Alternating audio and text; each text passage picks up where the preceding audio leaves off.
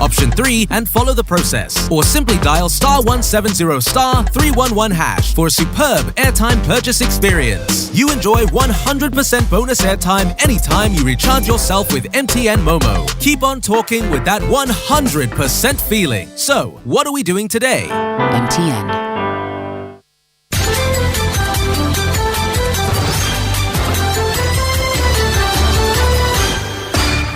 Hello, this is the Midday News.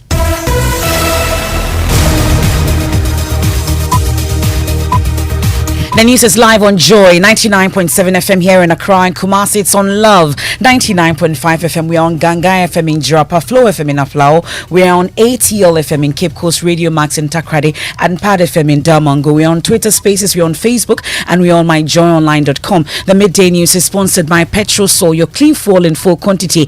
Petrol Sol is always a delightful experience. Duraplast Ghana Limited, producers of quality PVC pipes and water tank. Where Duraplast goes, water flows. This afternoon, the National Health Insurance Authority sets up illegal charges committees across the country to crack the whip on hospitals charging patients for services already paid for under the scheme. We can also take the money from source. We can de-credential you. De-credential you means that we will not work with you again. We can cancel your contract because the terms of the contract don't support some of these activities. Well, we'll get to hear from the health minister who has raised concerns about extortion in some hospitals and the increasing number of legal cases against doctors. I pay when I go to Rich Hospital. I pay when I go to UGMC. I don't even present my health insurance card. The complaints that are coming. So why should we extort from the poor patients? For the past 4 weeks or so, almost every week, we get at least one letter from the Attorney General's office. Also this afternoon, redevelopment of parts of the airport land stretching to the DVLA headquarters begins, with the police barracks becoming the first facility to move following the completion of an ultra-modern police barracks at Kwabinya. The Ministry of Lands and Natural Resources and the Lands Commission has embarked on an ambitious urban renewal program aimed at redeveloping prime areas in major cities across the country. We'll hear the justification for the redevelopment plan. The aviation city redevelopment requires that all these agencies are relocated to free up the land for redevelopment. This has led to the construction of these barracks for the Ghana Police Service. Also, opposition NDC demands the Council of State reconsiders its advice to the President on the appointment of Dr. Peter Piahene and Salima Ahmed to the Electoral Commission to erase any perception of complicity in the appointment. I have details of that. Also in sports. 10 days from the Lusaka Junior Athletics Championships, we deep dive into Team Ghana's camp. And much later, Ghanaian rap legend Obrafo sues Canadian rapper Drake for sampling his song without permission as he demands at least $10 million in damages. My heart it beats different rhythm. Killer cut block, killer cut block, killer cut block, killer cut block. That and more in this afternoon's edition of the Midday News. I am Emefa Apawu. Please stay on for details.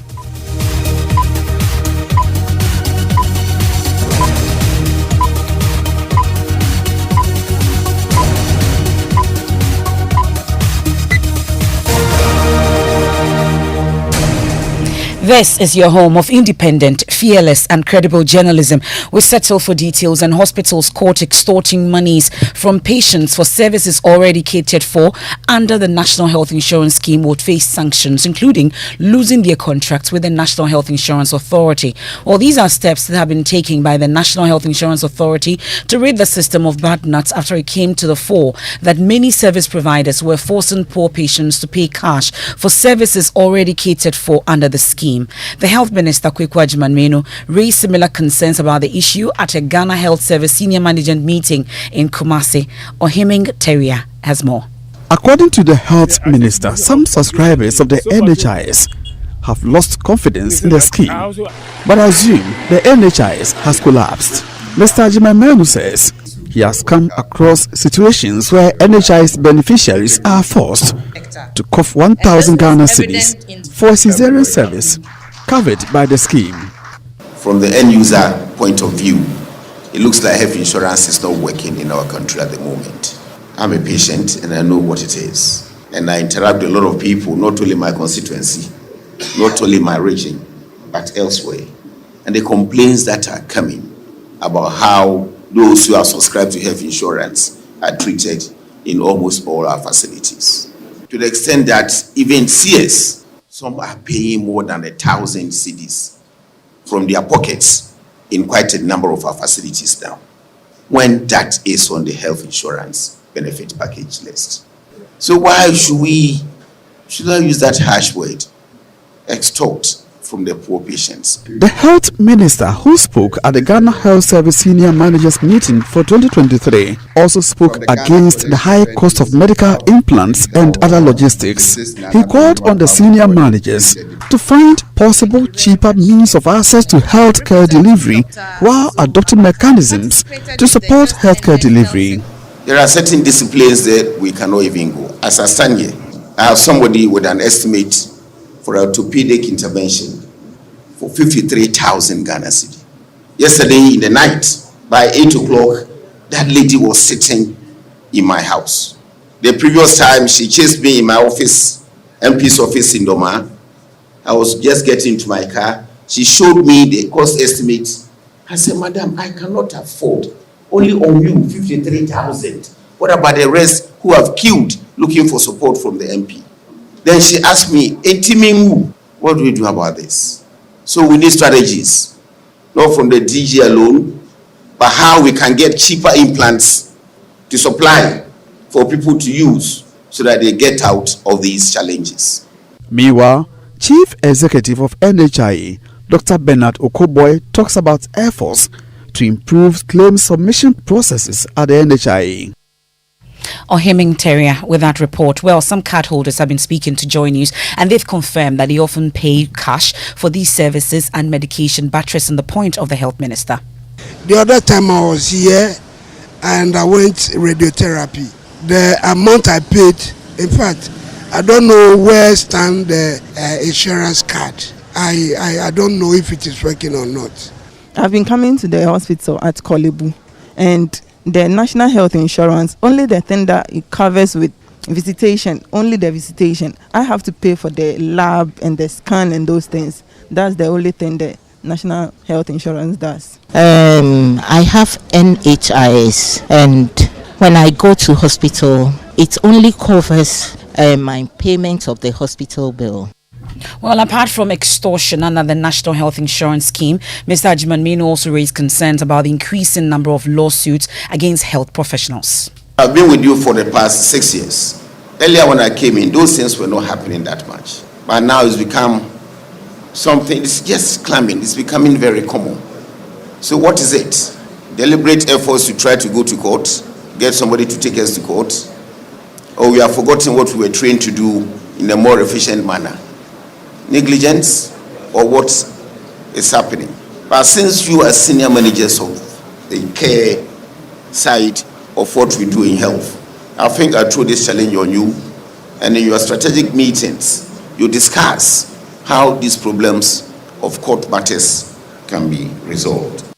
Well, let me bring in Ohiming Terry of our health desk. He sat through that senior managers meeting and joins us on the line. Ohiming, let's talk about these lawsuits against health professionals as raised by the health minister. There have been reactions to it. Tell us more.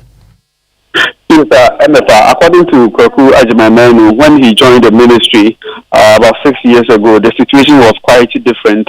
A few of these cases were popping up, but in recent times, it appears every week the Attorney General's office will write to the Ministry of Health asking for details because some disgruntled individuals have sued either a health personnel or health facility, and it's something that he's worried about and wants at least some effort to be made in that regard to salvage the situation. What I'm seeing of late in the ministry are issues of litigation.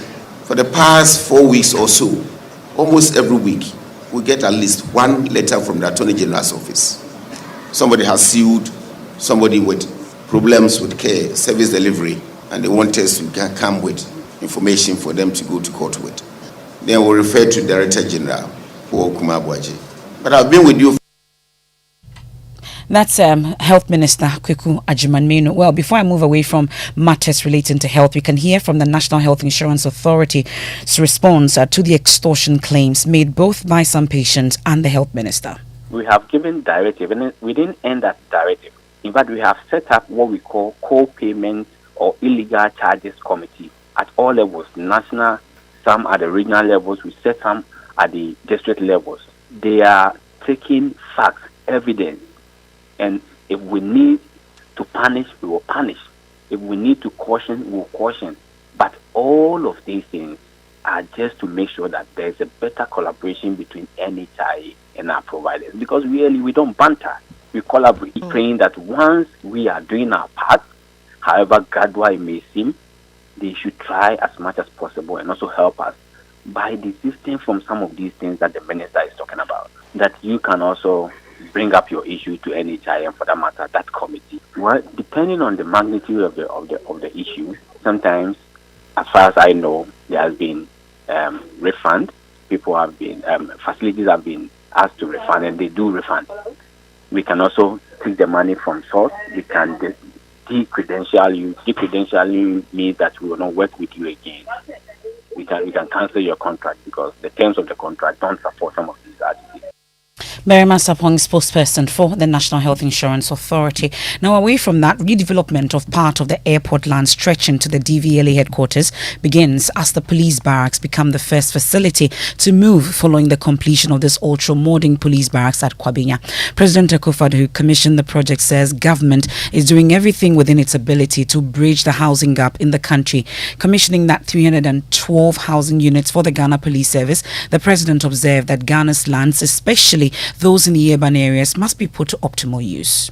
To address this challenge, government has been working tirelessly to implement a comprehensive urban development strategy, which includes the construction of affordable housing units, the expansion of transportation networks, and the upgrading of public facilities such as schools, hospitals, and police stations. We've made considerable strides in this respect. Since 2017, we've launched several initiatives aimed at addressing Ghana's housing deficit, which currently stands at some 2 million units. Despite these measures, rapid urbanization continues to put immense pressure on our land resources. This has led to the degradation of some of our prime lands, particularly in urban areas. It is therefore of utmost importance that we prioritize the optimal use of our land resources. Well, my colleague Kweku Asante was at the event. He joins us live with more. So, Kweku, this forms part of Government's Aviation City Development Project. Tell us more and the scope as well. So, according to Lands and Natural Resources Minister Samuel Abu-Jinapor, government intends to turn the lands around the airport area into a commercial hub. For this reason, state installations and other facilities that are sited around that area will all be moved to some other areas to pave way for government to do this redevelopment. The Aviation City area encompasses land adjacent Airport City and stretches from Stanbic Heights through the Driver and Vehicle Licensing Authority, DVLA, to the Ministry of Defense. Currently, the land hosts a number of installations for the Ghana Police Service, including a barracks with primary and junior high schools, mobile force quarters, rapid deployment force, national protection unit, fuel depot, and workshop. Now, Kweku, there were some demands made by the Inspector General of Police, Dr. George Ekufu-Dampare. According to the IGP, government is doing very well for the Ghana Police Service, but it still has some more need for barracks in Kumasi, in Accra, and other places that he thinks the government must move in swiftly to deal with these issues. As long as I remain Inspector General of Police, that this facility, its maintenance, we will never make it your headache. During the opportunity you give to me to be the Inspector General of Police, my colleagues and I vowed that we will make our institution the best in the country and a reference point for Africa and beyond. And maintaining our facilities and bringing them to standard is one of the ingredients towards that. And a sign of it, as I have been alluded to, It's the signs we are seeing at our headquarters, and we'll bring that same thinking and commitment of maintenance to this facility and all other police. As Oliver Twist, we will always ask for more, because there are so many other places that deserve a facility like this, so as to help myself and my colleagues to be able to continue on to prosecute the agenda of ensuring that there is peace, security, law, and order in this country. That's the IGP, Dr. George Ekufu Dampare. Now, away from that, the Ghana Revenue Authority has expressed its readiness to implement the 3 new taxes recently passed by Parliament and assented to by President Akufo-Addo. Government described the measures as key requirements to enable it secure an IMF program. We can hear from the Deputy Commissioner of the Customs Division of the GRA, Emmanuel Ohene, speaking to my colleague Blessed Suga in Cape Town, South Africa. They will say that in the wisdom of the government, these taxes were introduced to ensure that our country can attain the levels we all aspire to see. And for us as a division of the GRA, and as GRA, we will strive to carry out our mandate without fear or favor to ensure that the right things are done. We need to build a robust society, and societies are built on the taxes that we paid, and for us in GRA, well, the Pensioner Bondholders Forum also say they will not be participating in the Finance Ministry Technical Committee tasked to consider ways of enabling government to meet its commitment to investors. Well, a suggestion is up for discussion is to have investors swap matured principals into treasury bills anytime government is unable to meet its repayment commitment. Bondholders have in the last few weeks been demanding repayment of matured bonds, with the Pensioner Bondholders Forum serving notice of picketing the Finance Ministry from April 28. Convener of the Individual Bondholders Forum, Senor Hosi, says the committee's work is to find a lasting solution to the current situation. This one actually comes up with solutions on a mechanism to address the payment the outstanding coupons. Not just outstanding. I mean, government's challenge is simple. We have liquidity crisis. And that's what they're working with, trying to work around the pension funds thing to minimize the liquidity burden. We want to pay you. They restated their commitment to their obligation. To pay. And we must all remember, we are not the only people who are owing government right now who are not being paid. Well, we can hear from the Pensioner Bondholders Forum also. They say they are not interested in this arrangement. Dr. Eduanani Entry is convener. The problem with the self-exempted people structuring away with the government. But for those of us who were issuer exempted, we are not interested in that. And we are not part of the committee. We are not part of any arrangement whatsoever. We are ensuring that we are going to ensure that we get paid where it is due. And you can leave that to us. We fought for the issuer exemption, not for nothing. Well, that's Dr. Edu Anani Enchi, convener of the Pensioner Bondholders Forum. Now, the Volta River Authority, VRA, and the Northern Electricity Distribution Company, NETCO, has disconnected the Bolgatanga Technical University from electricity supply over debt owed in electricity bills. Well, this is in line with the nationwide exercise ongoing to retrieve debt owed the power companies. Engineer William Kwame Asare is the Billing and Revenue Protection Officer at VRA NETCO. He's been explaining the decision to disconnect the technical university. We engaged the school authorities, the registrar and his team. The Pro Vice Chancellor was there. As at February, their indebtedness is 1,083,215 Ghana cedis. It appeared that as at this morning, they are going to pay 50,000 out of the 1,083,000, which is woefully inadequate. So they are left with 1,033,000. Well, the final lap of the exercise, also being conducted by the Electricity Company of Ghana, is underway here in Accra, and the Energy Minister himself, Dr. Matthew Poku-Prempeh, has joined the disconnection exercise as the team is currently pitched camp in the airport enclave to engage defaulting customers. My colleague James Aveji is with the team, joins us on the line. James, what more can you report? Okay, Emefa. So we have earlier been to a company at the airport area called Mercis London Investment Limited, where we were told that they were owing some 1.8 million Ghana cedis. Now, upon negotiation, the company, the ECG says, have paid all of this, they actually made a payment of 600,000 Ghana cedis earlier, and they've made transfer of 1.2 million at the go after that meeting. We are currently at the Coca-Cola Company Limited, the Spintex Road branch, and there's a meeting going on between the minister himself and management. But we can listen to the minister speaking to us after that earlier meeting. I'm not sure that any IPP has come to you that the money collected they are not receiving it. They say it's not enough. It's different from not receiving. And I'm sure if ECG collects 30% less of what it has to collect because people are stealing, because people are bypassing, because people are not paying, with all good excuses that people are giving for not paying, how does ECG pay its IPPs? That is a reality, my sister. 1 + 1 can never be 1.5. And if we try to make it 1.5, the 0.5 will be hovering somewhere, me and you have to chase it. And that's what ECG is doing now. ECG must not be chasing customers like it's chasing in Ghana. But there are two sides to every situation.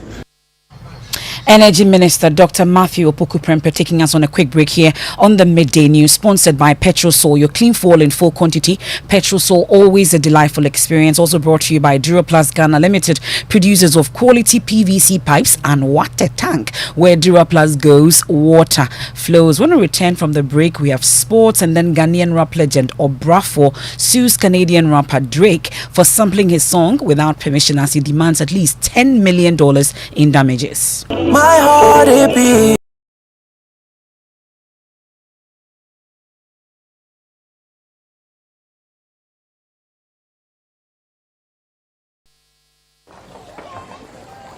Imagine say water wake up at dawn, no buff, no chop, where it vanish for your area for 2 weeks. You not get one drop safe inside your tank. Hey. Hajia, our life was in dangerous. Only our neighbor get water with water tank. Water tank? Yes, water tank. Mamma mia, that water tank get meter for checking water level. That water tank be fine past Kumasi Selendion. That water tank be tough like Ghana Army. That water tank, they carry water pepe, so say some no go left inside the supply tank. What a tank! As my boss, Mr. Poncho, go talk. Beautiful, durable, with water level indicator and accurate volume of water. Water tank. What a tank! By Duraplast.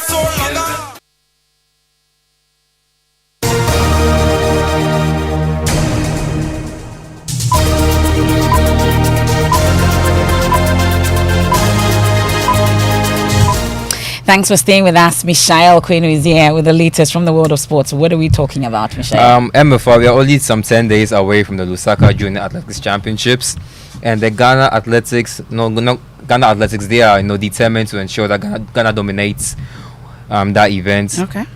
Over the weekend, Ghana's under 18 sprinters had a clean sweep of the under 18 100-meter final at the Five Nations Championship, which was held in Tamale. And it's that same level of performance Bao Hussein, who heads Ghana Athletics, he wants them to transfer it to Zambia when they go there in 10 days. Okay. But there's only one way to do that. At least if they have a weak campaign, that will also help. And we'll do whatever we can within our power, together with the sports authority, to come this young athletes, at least for a week before the soccer game. So definitely we have to give them the best preparation we can.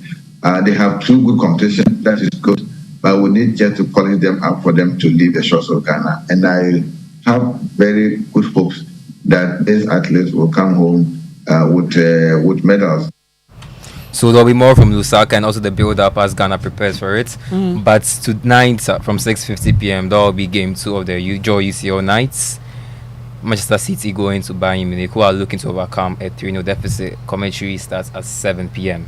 We'll stay for that. Thank you very much, Michelle. Now let's do politics. And the opposition NDC has petitioned the National Council of State demanding they reconsider its advice to the president on the appointment of Dr. Peter Piahene and Hajia Salima Ahmed.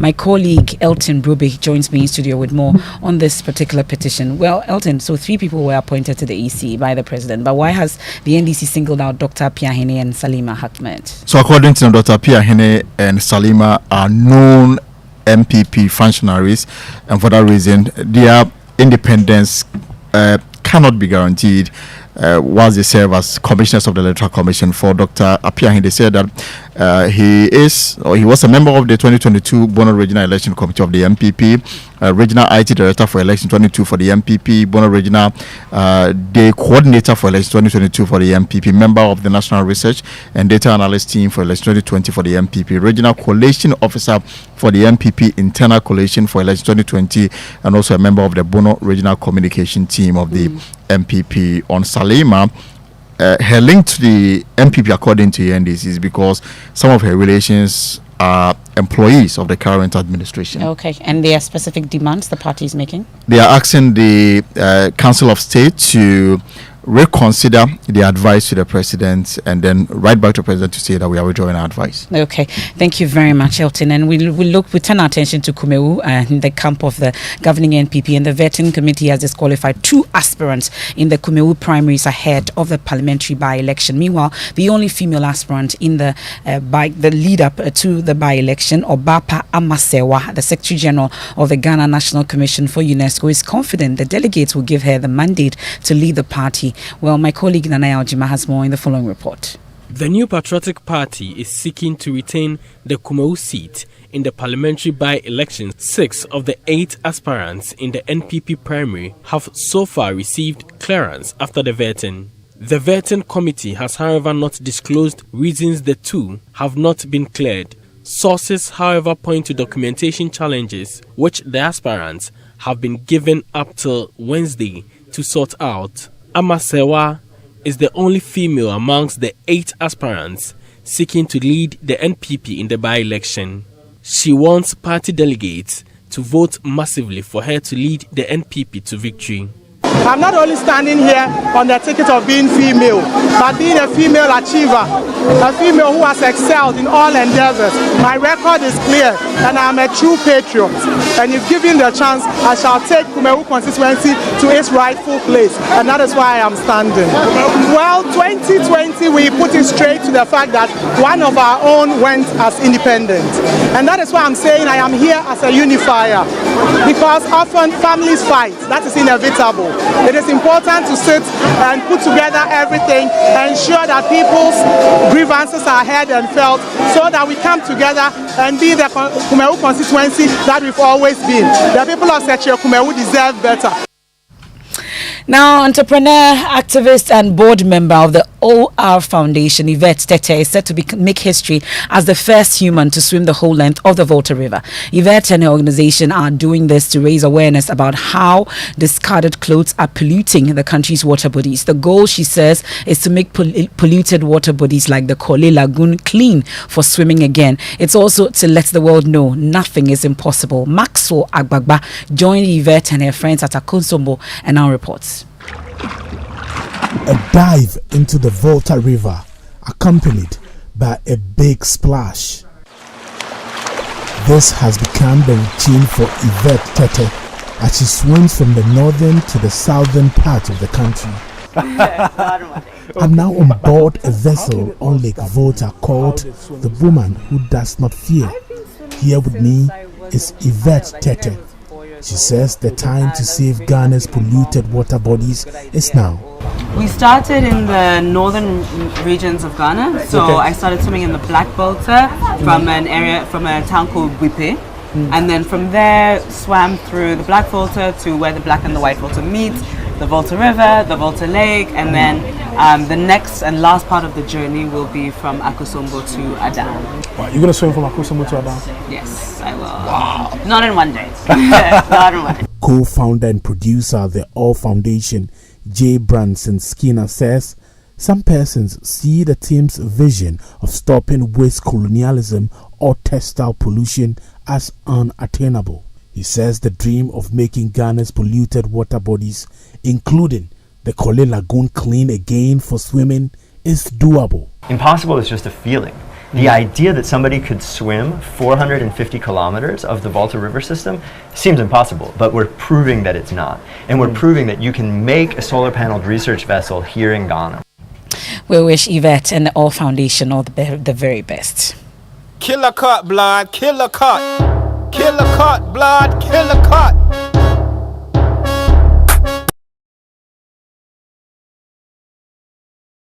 song Oyohene by Obrafo and Tiny. Now, Obrafo has sued Canadian rapper Drake for sampling a phrase from his song without permission. Well, this is in the song Calling My Name. Listen. I need your touch when I'm with you. Killer cut blood, killer cut blood, killer cut blood, killer cut blood.